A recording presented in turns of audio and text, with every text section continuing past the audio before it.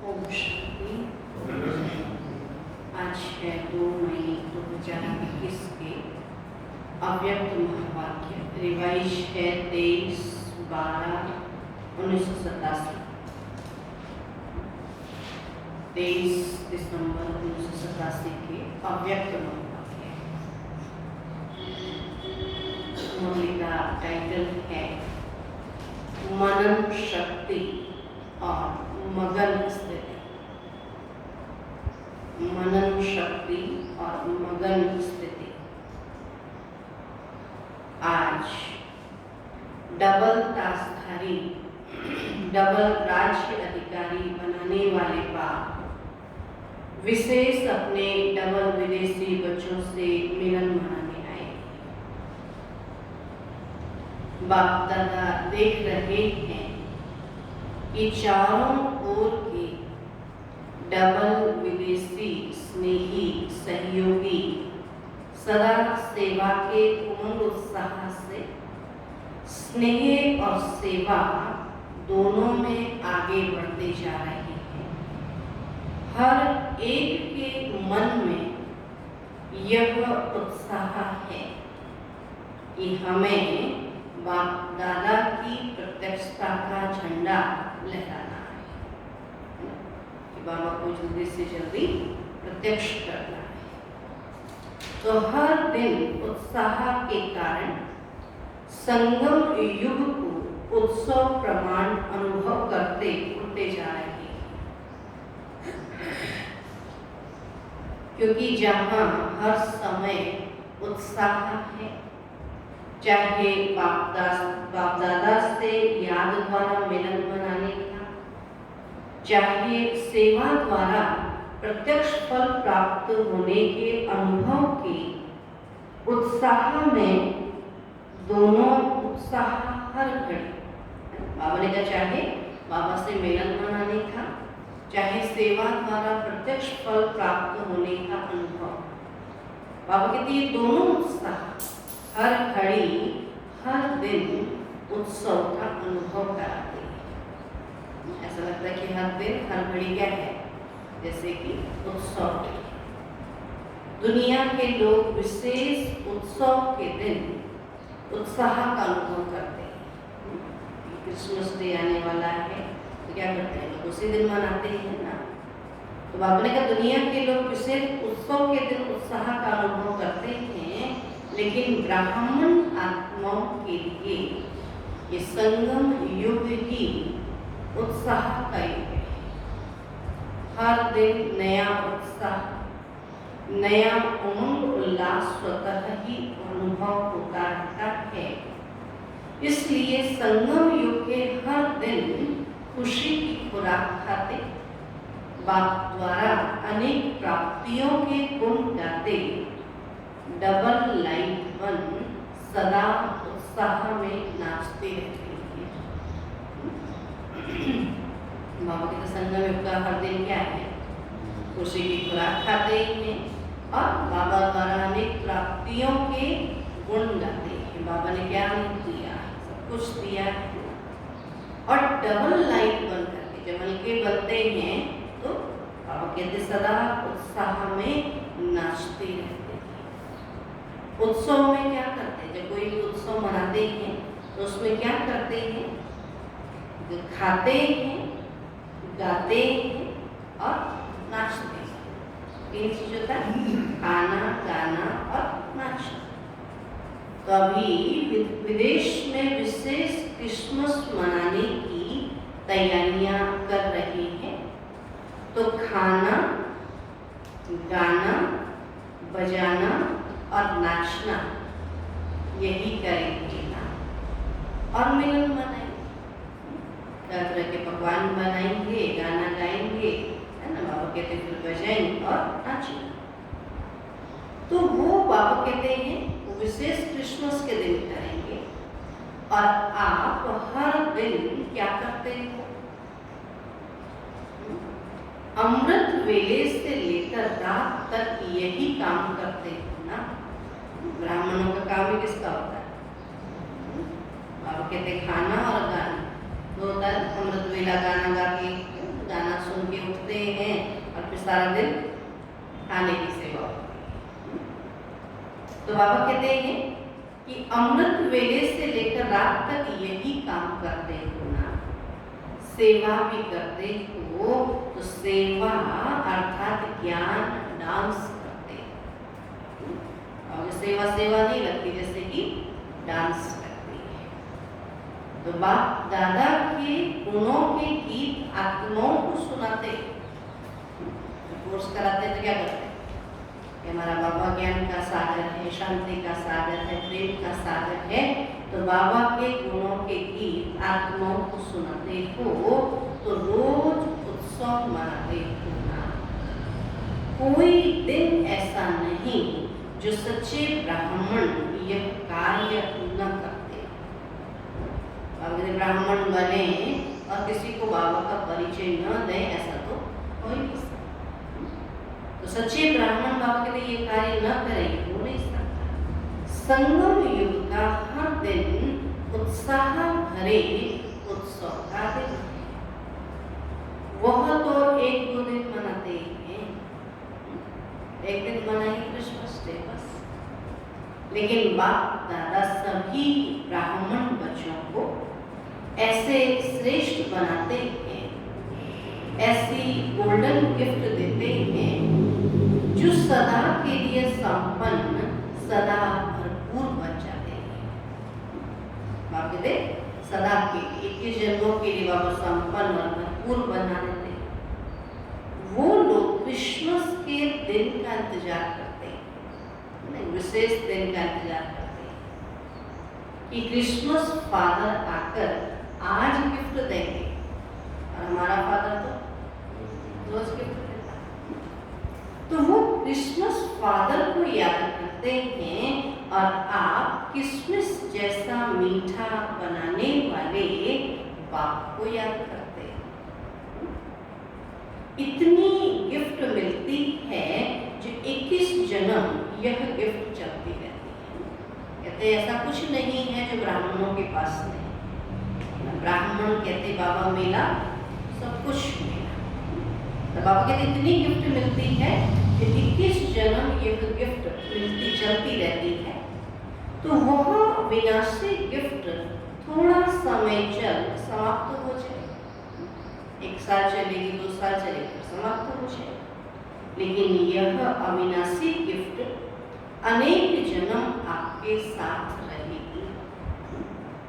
जैसे वो लोग क्रिसमस ट्री को सजाते हैं, विशेष क्रिसमस ट्री बनाते हैं, उसमें स्टार्स लगाते हैं, गिफ्ट सजाते हैं, तो बाप दादा इस बेहद के वर्ल्ड के ट्री में आप चमकते हुए सितारों को, संगम युगी श्रेष्ठ धरती के सितारों को अविनाशी लाइट माइट स्वरूप में स्थित होने का अनुभव कराते हैं।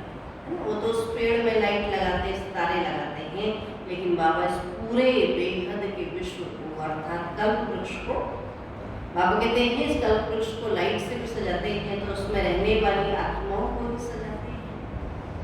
तब बाबा कहते हैं कि आप चमकते हुए सितारों को, संगम युगी श्रेष्ठ धरती के सितारों को अविनाशी लाइट माइट स्वरूप में स्थित होने का अनुभव कराते हैं कि कैसे सदा क्या रहो, लाइट भी रहो और माइट अर्थात शक्तिशाली भी रहो। तो वो लोग भी स्टार को मानते हैं और स्टार सजाते हैं, और आप स्टार्स का यादगार स्थूल चमकती हुई लाइट्स के रूप में दिखाते हैं। बाबा कहते वो आप जो स्टार हो ना, उनका यादगार चमकती हुई लाइट्स के रूप में दिखाते हैं, या लाइट्स से सजाते हैं या फूलों से सजाते हैं। तो यह इसका यादगार है, हम बच्चों का ही यादगार, रूहानी खुशबूदार फूलों ब्राह्मण आत्माओं का। बाबा कहते ब्राह्मण क्या है, चमकते हुए सितारे भी हैं और खुशबूदार फूल भी। तो या तो वो फूल से सजाते हैं, या फिर लाइट से सजाते हैं, या सितारे से सजाते हैं। तो यह सब उत्सव आप संगम युगी ब्राह्मणों के उत्साह भरे उत्सवों के यादगार हैं। तो संगम युग पर कल्प वृक्ष के चमकते हुए सितारे, रूहानी गुलाब आप ब्राह्मण आत्माएं हो, अपना ही यादगार स्वयं देख रहे हो। क्रिसमस डे है, बाबा कहते वो आपका ही यादगार। अविनाशी बात द्वारा अविनाशी रतन बनते हो, इसलिए अंतिम जन्म तक अपना यादगार देख रहे हो और डबल रूप का यादगार देख रहे हो। बाप कहते डबल रूप का, एक सितारे स्वरूप आत्मिक स्वरूप का और दूसरा फूल बना, तो आपको देवता स्वरूप का डबल रूप का यादगार देख रहे। संगम युग के रूप का यादगार भिन्न भिन्न रूप से रीति से दिखाते हैं और दूसरा भविष्य देव पद का यादगार देख रहे हैं। न सिर्फ अपने रूप का यादगार देखते हो, लेकिन आप श्रेष्ठ आत्माओं की श्रेष्ठ कर्मों का भी यादगार है। केवल रूप ही नहीं, बाकी बाबा कहते कर्मों का भी यादगार है कि कितने श्रेष्ठ कर्म किए, उन श्रेष्ठ कर्मों का भी यादगार बनाते हैं। तो बाप और बच्चों के चरित्र का भी यादगार है, तो अपना यादगार देख सहज याद आ जाता है ना कि हर कल्प हम ऐसी विशेष आत्माएं बनते हैं, बने थे, बने हैं और आगे भी बनते रहेंगे, है ना। बाबा कहते हैं हम ही थे, हम ही हैं और हम ही बनते रहेंगे। तो बाप दादा ऐसे सदा याद में रहने वाले, जिन्हों का यादगार अभी है, ऐसे बच्चों को देख हर्षित हो रहे। तो याद में रहने वालों का यही यादगार है। आप कहते याद में रहने वालों का यादगार बनता, याद का महत्व यादगार देख रहे। जो सितारे रूप में रहेगा, उसका सितारों का रूप का यादगार बनेगा, और जो फूल के स्वरूप में रहेगा, उसका फूल के स्वरूप में यादगार बनेगा। तो बाबा कहते याद का महत्व यादगार देख रहे हो, तो डबल विदेशी बच्चों को अपना यादगार देख खुशी होती है ना। तो बाप दादा को डबल विदेशी बच्चों को देख डबल खुशी होती। क्यों? बाबा कहते एक तो कोने कोने में कल्प पहले वाले बिछड़े हुए खोए हुए बच्चे फिर से मिल गए। कितनी खुशी होगी, कोई खोया हुआ मिल जाता है तो, है ना। तो बाबा कहते कोने कोने से कल्प पहले वाले बिछड़े हुए खोए हुए बच्चे फिर से मिले। सोचो कहाँ रहते थे। अगर हम देखें, अगर अभी भी हम वहीं रहते होते जहाँ लोग बताते हैं कि हमारा घर था, तो क्या बाबा हमको खोज पाता? पहले बाबा वहाँ से निकाल के यहाँ लाया, फिर अपना बनाया। तब बाबा कहते हैं कि कहाँ खोए हुए थे और कहाँ से बाबा ने हमको अपना बनाया। तो खोए हुए बच्चे फिर से मिल गए, और खोई हुई चीज अगर मिल जाती है तो खुशी होती है। क्या कहते, इतने समय से खोज रहे थे, मिल ही नहीं रही थी और अभी मिल गई। और बाबा को कितना समय से खोज रहे, दुनिया वाले तो अभी भी खोज ही रहे। तब बाबा कहते कोई भी चीज अगर मिल जाती है तो खुशी होती है ना। तो बाप तो सभी बच्चों को देख खुश होते, चाहे भारतवासी हो चाहे विदेशी। दूसरी बात डबल विदेशी बच्चों की है, जो भिन्न धर्म भिन्न रीति रस्म के पर्दे के अंदर छिपे हुए होते भी इस पर्दे को सहज समाप्त कर बाप के बन गए। चलो जो देवता धर्म के थे उनको तो फिर भी पता है, भगवान के बारे में बहुत समय से पढ़ा है, सुना है ना, कथा कहानियों में दिखाते हैं, लेकिन विदेशी तो कुछ भी नहीं चाहते। लेकिन बाबा कहते फिर भी उन्होंने क्या किया, पर्दे के अंदर में बाबा को जान लिया। तब बाबा कहते इस पर्दे को सहज समाप्त कर बाबा के बन गई ना। तो यह पर्दा हटाने की विशेषता है। पर्दे के अंदर से भी बाप को जानने की विशेषता डबल विदेशियों की है। तो डबल खुशी हो गई ना। बाबा कहते डबल विदेशी बच्चों का निश्चय और नशा अपना अलौकिक है। तो निश्चय भी उतना ही है और नशा भी उतना है। तो बाप दादा चारों ओर के डबल विदेशी बच्चों को विशेष सदा उत्साह में रहने वाले, हर दिन उत्सव मनाने वाले, हर दिन वरदाता बाप द्वारा विशेष वरदान व विशेष आशीर्वाद लेने की डायमंड गिफ्ट बड़े दिल से बड़े दिन के लिए दे रहे हैं। सुना आपके लिए विशेष क्या है आज? उत्साह में रहने वाले के लिए और उत्सव में रहने वाले के लिए। और बड़ा बाप बड़े दिन पर बड़ी गिफ्ट, बाप कहते बड़ी गिफ्ट क्या? सबसे बड़ी गिफ्ट डायमंड होता है ना। तो डायमंड गिफ्ट बड़े दिल से बड़े दिन के लिए दे रहे हैं कि सदा उत्साह भरी जीवन भव। क्या गिफ्ट है? कि सदा उत्साह भरी जीवन भव, सदा सहज उड़ती कला के अनुभवी श्रेष्ठ जीवन। कौन से गिफ्ट मिले?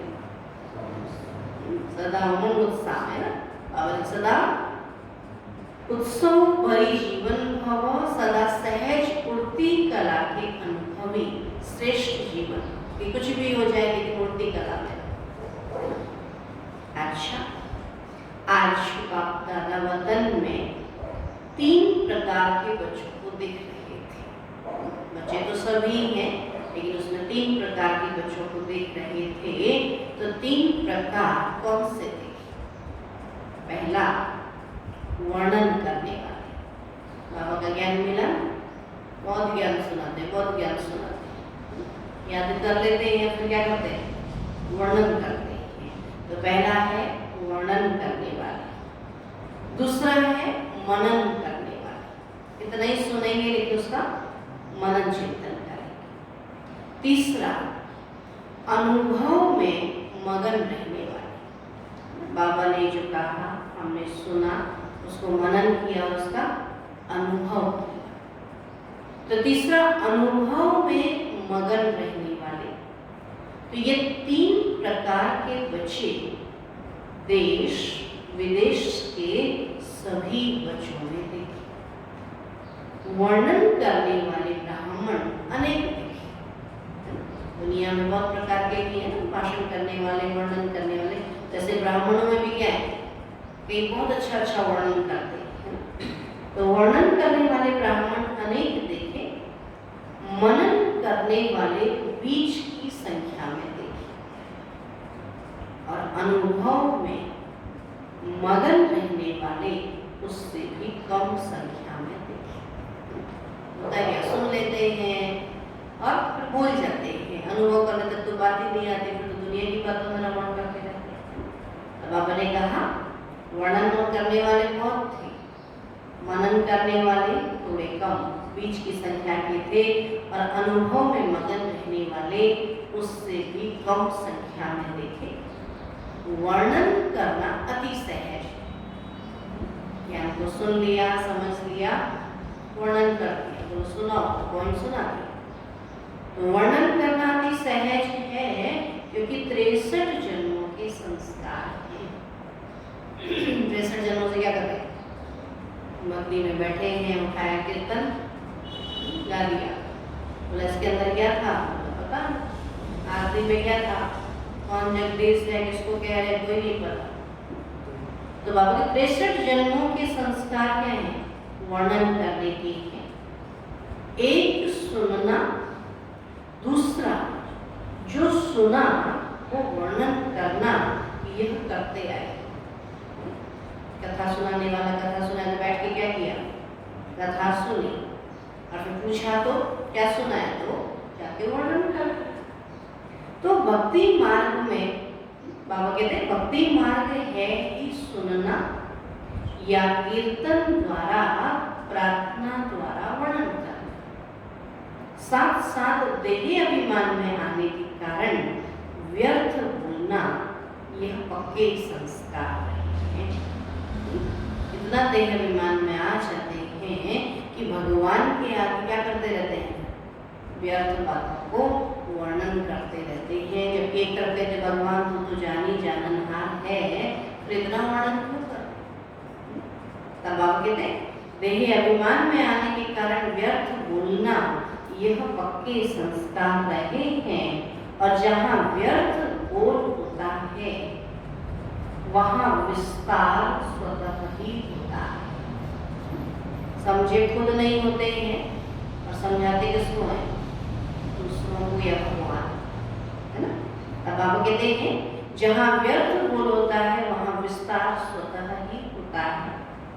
स्वचिंतन अंतर्मुखी बनाता है, पर चिंतन वर्णन करने के विस्तार में लाता है।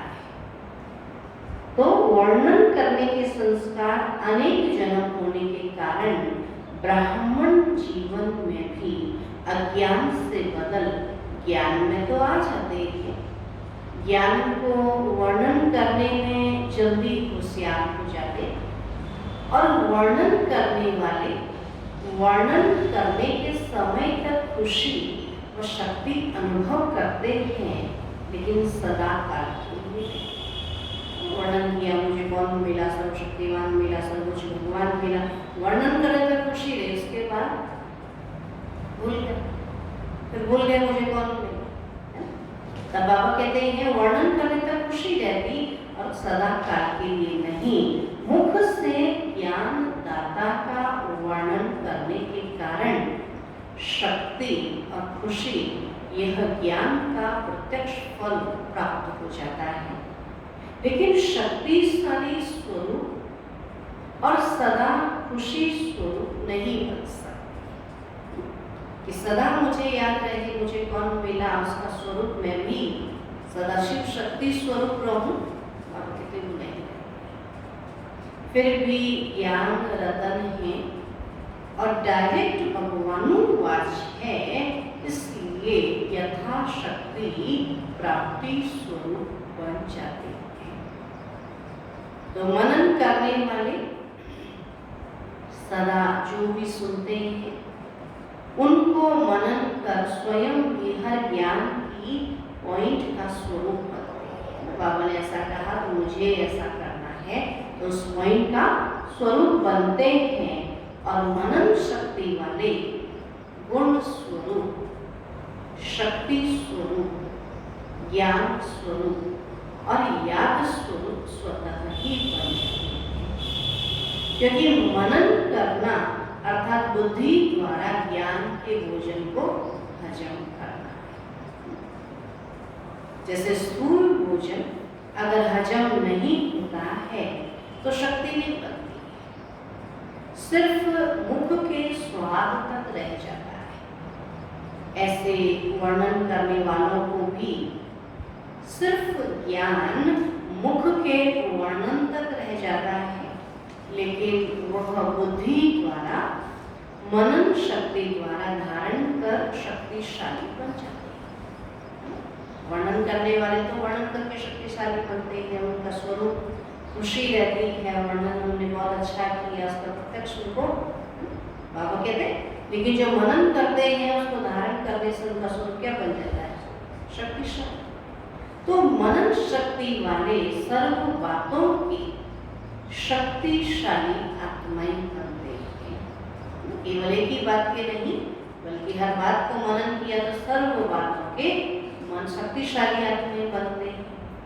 और मनन करने वाले सदा स्वचिंतन में बिजी रहने के कारण माया के अनेक विघ्नों से सहज मुक्त हो जाते हैं। क्योंकि बुद्धि बिजी, ज्ञान में बिजी है, ज्ञान का मनन चिंतन कर रहे हैं तो क्या होता है? बिजी होने से माया की जो अनेक विघ्न है उनसे क्या हो जाता है? मुक्त हो जाता है। तो माया भी बिजी देख किनारा कर लेती है।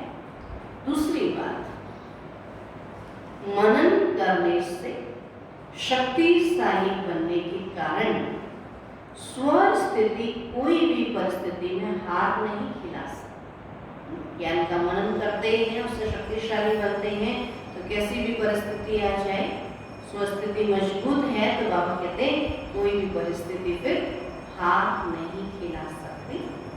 तो मनन शक्ति वाला अंतर्मुखी सदा सुखी रहता है। तो क्या कर रहा है? हर घड़ी ज्ञान का मनन चिंतन करता तो वो अंतर्मुखी रहता है, बहुत बाह्य मुक्ता में व्यर्थ बातों में नहीं आता, तो वो सदा सुखी रहता है। तो समय प्रमाण शक्तियों को कार्य में लगाने की शक्ति होने के कारण जहाँ शक्ति है वहाँ माया से मुक्ति है। आगे समय प्रमाण अपनी शक्तियों को क्या कर रहे हैं? यूज कर रहे हैं, कार्य में लगा रहे हैं। और जहाँ बाबा कहते हैं क्या करते हैं? अपनी शक्ति को यूज करते, वहाँ माया आती ही नहीं, तो माया से मुक्ति है। वैसे बच्चे विजयी आत्माओं की लिस्ट में आते हैं। तीसरे बच्चे सदा सर्व अनुभवों में मगन रहने वाले, केवल सुनाई नहीं, मनन ही नहीं किया बल्कि उसका अनुभव किया। तो मनन करना ये सेकेंड स्टेज है ना, लेकिन मनन करते हुए मगन रहना ये फर्स्ट स्टेज है। हमने केवल ज्ञान को सुना ही नहीं, मनन ही नहीं किया बल्कि क्या किया? अनुभव किया। तो मगन रहने वाले स्वतः ही निर्विघ्न तो रहते ही हैं, लेकिन उससे भी ऊंची विघ्न विनाशक स्थिति रहती है। अर्थात स्वयं निर्विघ्न बन औरों के भी विघ्न विनाशक बन सहयोगी बनते हैं। तो अनुभव सबसे बड़ी अथॉरिटी है। कोई भी चीज का अनुभव जो है आपके सबसे बड़ी अथॉरिटी है। अनुभव की अथॉरिटी से बाप समान मास्टर ऑलमाइटी अथॉरिटी की स्थिति का अनुभव करते हैं। मगन अवस्था वाले अपने अनुभव के आधार से औरों को निर्विघ्न बनाने के एग्जाम्पल बनते, क्योंकि कमजोर आत्माएं उन्हों के अनुभव को देख स्वयं भी हिम्मत रखती, देखती हैं कि इन्होंने ऐसी बातों से निकल के आए, तो उनके अनुभव को देखकर के दूसरे भी क्या करते थे? अनुभवी बन। तो अनुभवों को देख करके वो स्वयं भी हिम्मत रखती हैं, उत्साह में आती हैं कि हम भी ऐसे बन सकते हैं। मगन रहने वाली आत्माएं बाप समान होने के कारण स्वतः ही बेहद के वैराग्य वृत्ति वाली, बेहद के सेवाधारी और बेहद के प्राप्ति के नशे में रहने वाले सहज बन जाते हैं। क्या कहता बाबा? जो मगन रहते हैं बाबा की याद में, अनुभवी स्वरूप रहते हैं, वो क्या होते हैं? सहज, सबसे वैराग्य वृत्ति वाली, बेहद के सेवाधारी और बेहद के प्राप्ति के नशे में रहने वाले सहज बन जाते हैं। तो मगन रहने वाली आत्माएं सदा कर्माती अर्थात कर्म बंधन से न्यारी और सदा बाप की प्यारी। अगर कोई भी कर्म को खींचेगा नहीं, हमने ये कर्म किया हमको इसका फल मिले नहीं, अब कहते बाबा ने कराया हमने किया उससे न्याय। तो जो मगन आत्माएं हैं बाबा कहते वो कर्म बंधन से कर्मातीत, कर्म बंधन मुक्त आत्माएं न्यारी और सदा बाप की प्यारी आत्मा है। तो मगन आत्मा, सदा तृप्त आत्मा, संतुष्ट आत्मा, संपन्न आत्मा, संपूर्णता के अति समीप आत्मा है, जो मगन रहने वाली आत्मा है। तो सदा अनुभव की अथॉरिटी के कारण सहज योगी, स्वतः योगी ऐसी श्रेष्ठ जीवन, न्यारी और प्यारी जीवन का अनुभव करते हैं। अगर योग लगाना मुश्किल नहीं, सहज है, स्वतः योग लगाए। और जब ऐसा स्वतः योगी होंगे, सहज योगी होंगे, तो उनका जीवन क्या होगा? न्यारा और प्यारा। सबके प्यारे भी होंगे और सबसे न्यारे। उनके मुख से अनुभवी बोल होने के कारण दिल में समा जाते हैं और वर्णन करने वालों के बोल दिमाग तक बैठते हैं। बहुत अच्छा वर्णन करते हैं तो क्या कहते हैं? हाँ, बहुत अच्छा लगा। क्या बोला? कुछ नहीं पता, अच्छा लगा लेकिन याद नहीं रहेगा। तो बाबा कहते हैं वर्णन करने वालों के बोल दिमाग तक बैठते हैं। तो समझा फर्स्ट स्टेज क्या है? मनन करने वाले भी विजयी हैं, लेकिन सहज और सदा में अंतर है। आपके जो अनुभवी हैं उनके बोल दिल में समा जाते हैं, वो सदा अनुभवी बन जाते हैं। और वर्णन करने वालों के बोल दिमाग तक रहते हैं, दिमाग से बाकी प्रैक्टिकल में वो जीवन नहीं। तो समझा, मनन करने वाले भी विजयी हैं, लेकिन सहज और सदा में अंतर है। मगन रहने वाले सदा बाबा की याद में समाये हुए होते हैं। तो अनुभव को बढ़ाओ, लेकिन पहले वर्णन से मनन में आओ। आपने बहुत वर्णन कर लिया, अभी क्या करो? जो वर्णन किया उसको क्या करो? मनन करो। मैंने क्या बोला उसका मनन चिंतन करो। और बाबा कहते हैं मनन में आओ। मनन स्थिति मगन स्थिति को सहज प्राप्त करा देती है। जितना मनन करेंगे तो फिर क्या हो जाएगा? मगन हो जाएंगे। तो मनन करते करते अनुभव स्वतः ही बढ़ता जाएगा। जो अंदर में चलेगा वही फिर प्रैक्टिकल जीवन में होगा ना, वही अनुभव हो जाए। तो मनन करने का अभ्यास अति आवश्यक है। अभी क्या करना है? ज्ञान का मनन करना है। इसलिए मनन शक्ति को बढ़ाओ। सुनना और सुनाना तो अति सहज। आजकल दिन भर क्या करते हैं? सुनते रहते हैं। कितना सुने? सुन करके उसको देखो कि हमने जो सुना वो किया भी है, खाली सुना कर रहे हैं वैसा ही, क्या खाली सुन रहे? इस दुनिया में होता है ना, जब कोई मूवी देख के आते हैं या पिक्चर देख के आते हैं तो घर में आके वैसे ही करते हैं, वैसे ही कपड़े बनाएंगे, वैसे ही बाल बनाएंगे, वैसे ही चलेंगे। तो वो क्या हो गया? सुनकर देखकर वैसे ही जीवन। लेकिन बाबा की मुरली सुन करके फिर वैसे ही करते। बोला क्या सुना? बोला तो भूल गए। वो मूवी याद रहती है, उसको हम जीवन में धारण कर लेते, लेकिन बाबा जो कहता है उसको हम भूल जाते हैं। क्यों? क्योंकि वहाँ इंटरेस्ट होता है, यहाँ भूल जाते हैं। तो बाबा के जैसे उस पिक्चर को देख करके आप अपने जीवन में वैसे ही उनको धारण करते। तो ऐसे ही बाबा कहते हैं इन पिक्चरों को देखना माना उनके जैसा अपना जीवन। जैसे बाबा के बार बार उनके जीवन को देखो, उनकी पिक्चर को देखो। तो मनन करते करते अनुभव स्वतः ही बढ़ता जाएगा। मनन करने का अभ्यास अति आवश्यक है। इसलिए मनन शक्ति को बढ़ाओ। सुनना और सुनाना तो अति सहज है।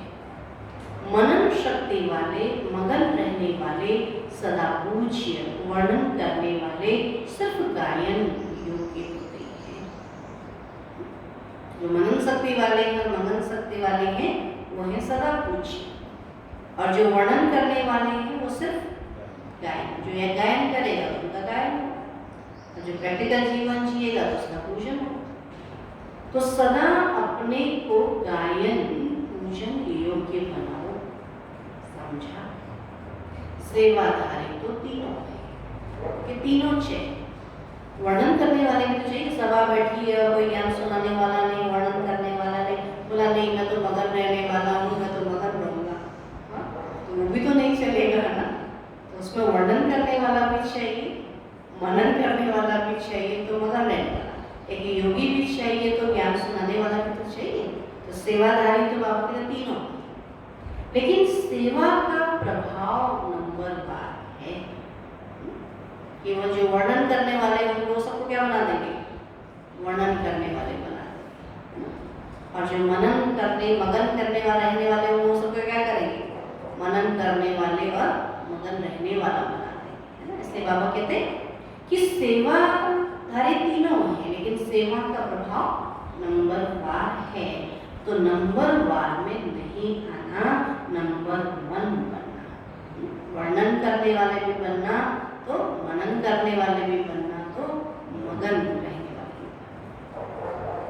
अच्छा, सदा अपने को डबल राज्य अधिकारी, डबल ताजधारी श्रेष्ठ आत्मा अनुभव करने वाले, सदा मनन शक्ति द्वारा मगन स्थिति का अनुभव करने वाले, सदा पाप समान अनुभवी, मास्टर ऑलमाइटी अथॉरिटी स्थिति के अनुभवी मूर्त बनने वाले, सदा अपने शक्तिशाली उच्च स्थिति को प्राप्त करने वाले, ऐसे नंबर 1 सदा विजयी बच्चों को बाप दादा का याद प्यार और नमस्ते।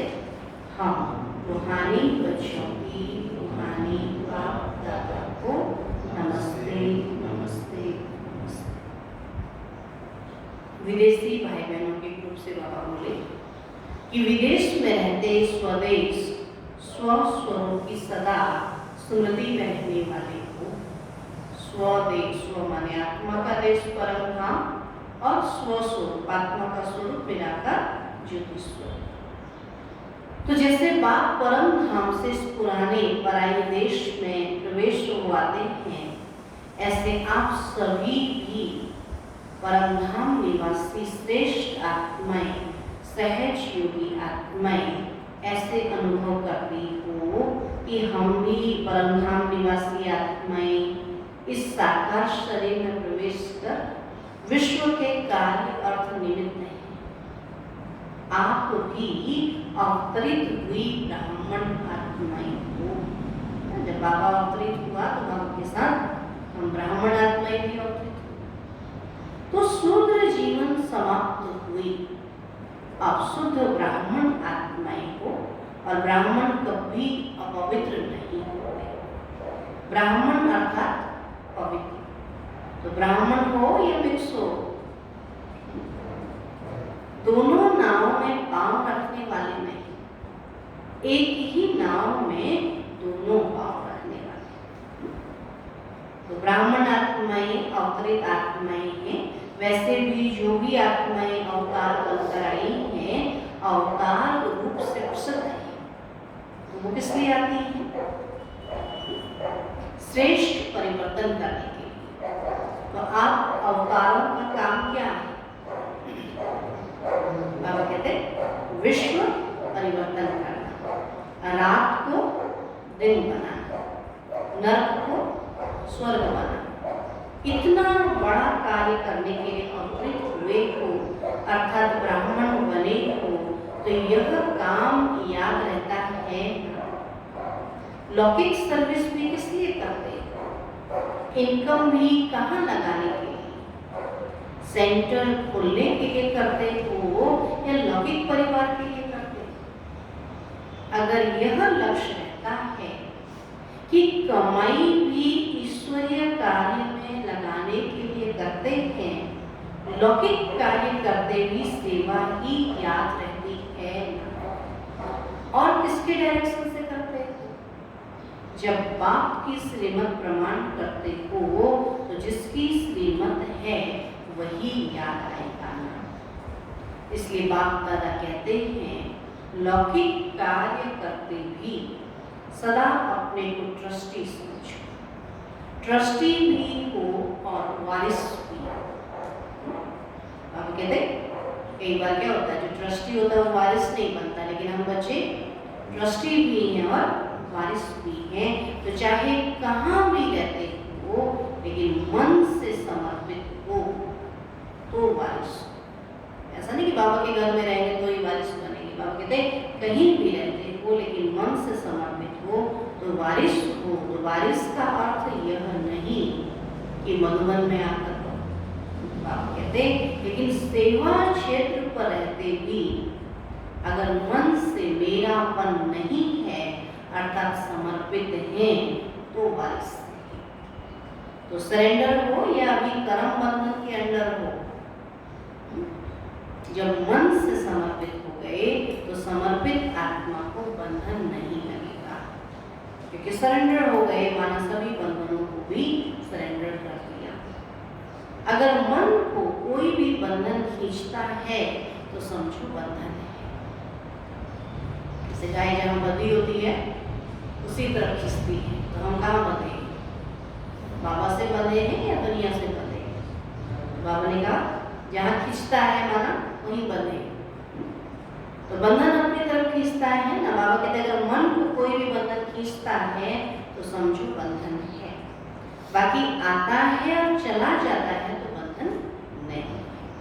तो हम अवतार हैं, ऊपर से आए हैं, यह सदा स्मृति में रखो।